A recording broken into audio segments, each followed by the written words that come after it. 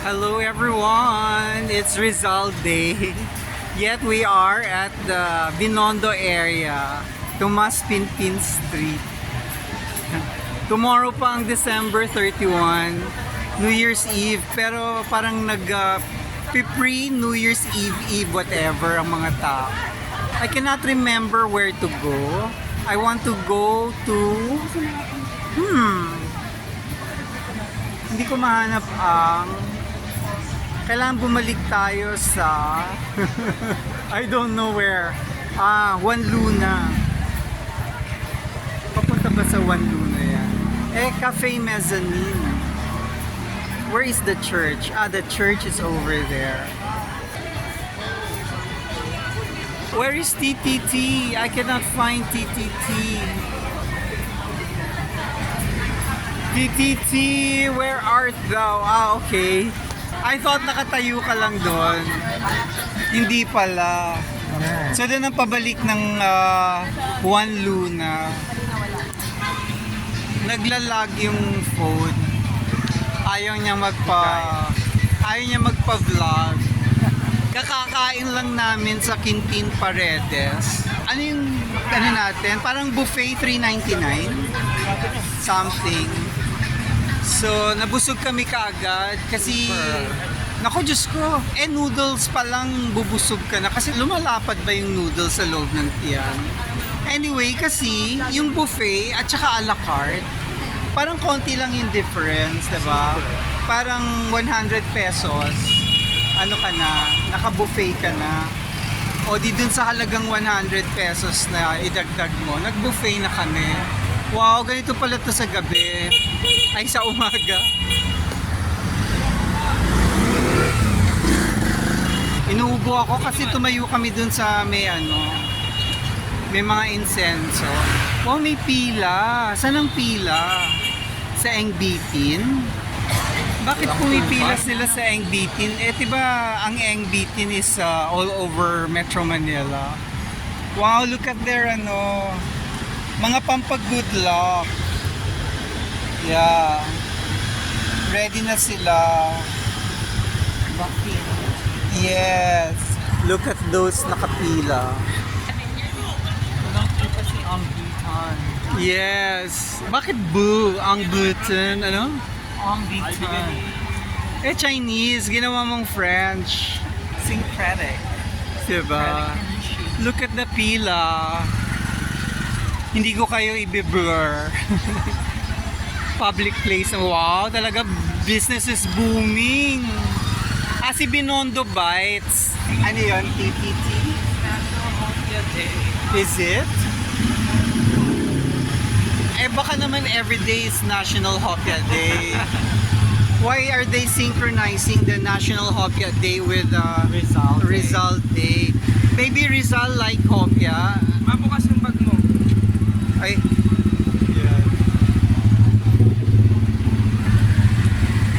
Andito pala yung Ramada. Alam mo, growing up, I pronounced that Ramada. Everyone I knew in life pronounce it as Ramada. But lately, foreigners, they say Ramada.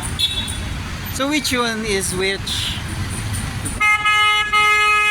Nasa gilid tayo ng kulay violet na fire truck. Ay, kaingay ng Umpin Street. That is the touristy side of Binondo. Lakad tayo ng mabilis. So, we are joining Quintin Paredes again. If it's your first time to watch my vlog, nakwento ko na sa ibang vlogs ko na lagi ako dati dito kasi I used to work here in 91 or 92. I forgot kung anong year ako nag-work dito. That was a long time ago. Where's TTT? You're so tired? Because you're so busog?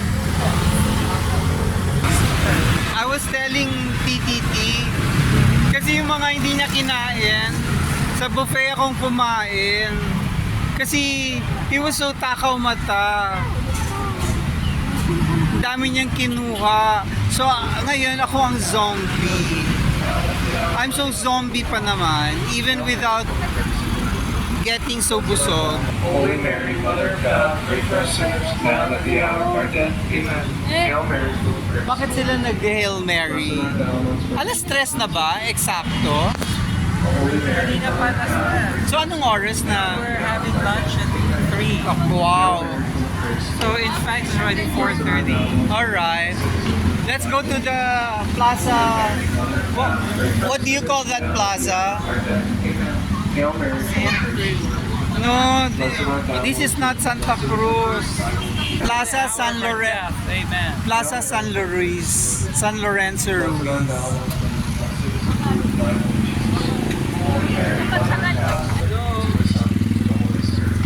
That is what we continue to get now and forever. World without end. Save us from the fires of hell. Lead all souls to heaven, especially those who seek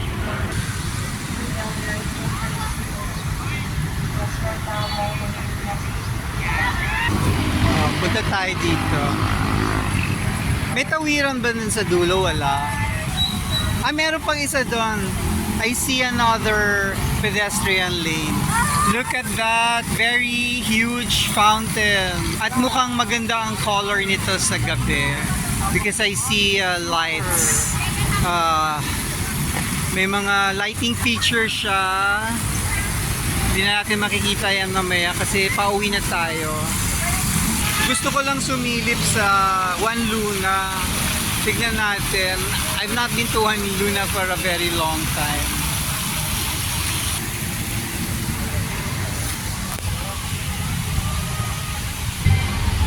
Parang sino yan? Ano nakalagay? I cannot read.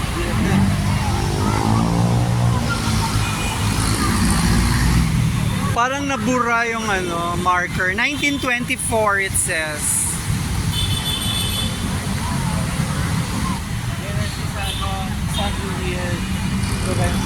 San Lorenzo Ruiz.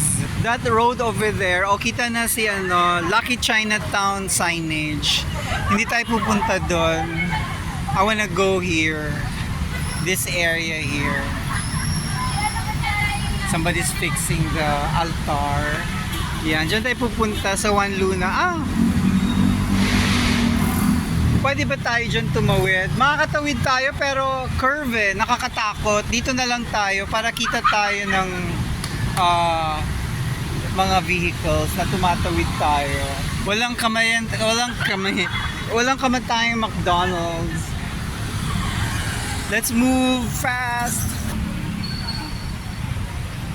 Yalex plain shirts. Pero hindi natin dala yung t-shirt. May t-shirt kasi akong pasalubong from Greece. Gusto ko yung tela. Yun ang hahanapin ko. Tsaka na lang tayo pag dala ko yung t-shirt para mahanap ko yung eksaktong tela. What happened to you? There's a fly. Hinahabol ka ng fly. Okay, punta tayo doon. Yung daming t-shirt to. Ganito ba yun? Iba eh. Madulas. Yung t-shirt galing sa Greece, hindi madulas. Fibrous. Oo. Maganda naman pag gawakan mo, pero ayaw ko to. Hindi kasi natin dinala. Pwede ka palang magpagawa ng ganito. Kayo din gagawa nito.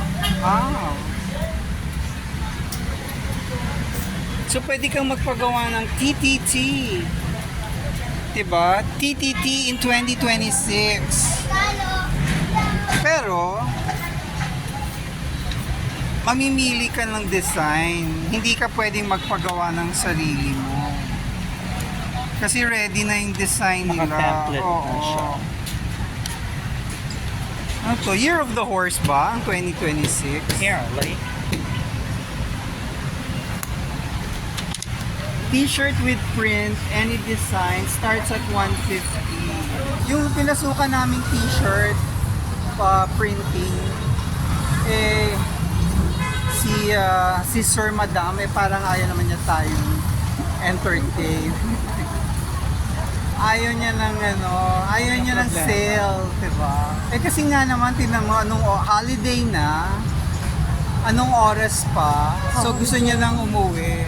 So wag na lang, ano ba tong nandito? Pag dito naman tayo bumili, buong bayan, kasama natin ng buong bayan, na pare-pareho tayo ng damit.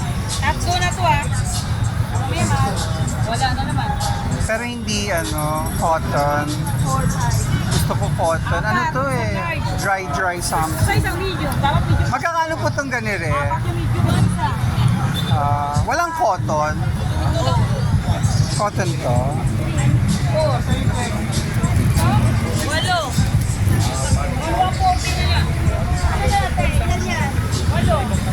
Wow, ang dami. So tomorrow, naka 2026 ang mga tao.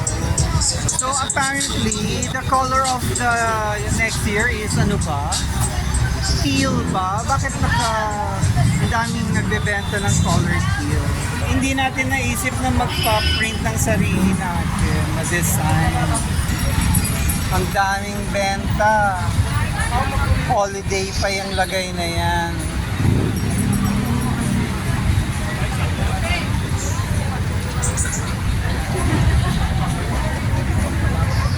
So bukas, puro naka-teal.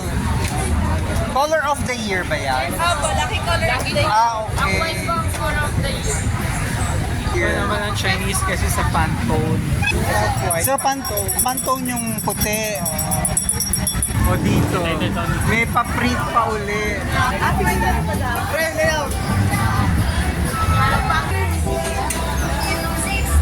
Di ba tayo makikiprint? Ilan sir? Retail lang. Ano po? Yes, sir.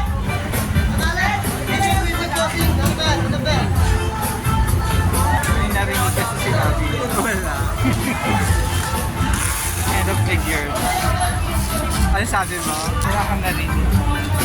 Wali. Anyway, pare-pareho na lang ang sight and sound. So, happy 20, thank you 2025 and welcome 2026. You're na lang.